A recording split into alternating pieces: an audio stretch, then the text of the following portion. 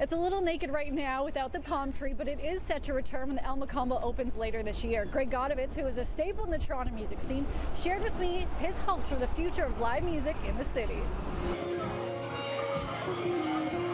So we were speaking earlier about how there are a lot of venues in Toronto closing. When you used to play, the 80s and 90s, there was thousands of venues, but you're opening this one. What is your hope that this brings to the music community in Toronto? Well, I hope it's a fresh start for the music community of Toronto to see someone like Michael that, doesn't really have a musical background, although he's a guitar player, but, like not the way I do and the other guys on the team, is so interested in preserving, this historic building. And also what went on since 1948 in this building when they first opened. I think it's a new beginning for us. Eddie Kramer, the famous record engineer producer, is building a studio in here.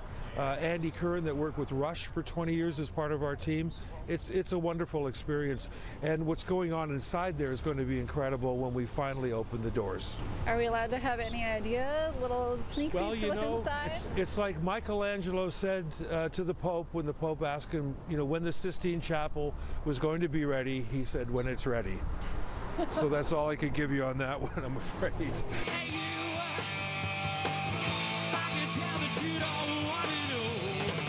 And then finally, you mentioned one of the best venues that you played in Toronto. Do you remember, a show that probably wasn't something you want to remember? One of the worst venues or shows that you played here?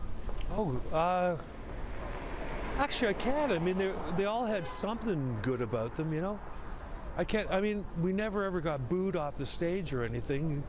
So they were all. I mean, we always managed to make our point when we went on because we cared about what we did, So it's a good question, but I can't answer it because it's like even today, 54 years in the music business, at the end of the night, when I get money, I always say the same thing. We get paid for doing this. There's no set timetable for the reopening, but they are hopeful that the music and atmosphere will return within the year. At College and Spadina for City News, I'm Lindsay Dunn.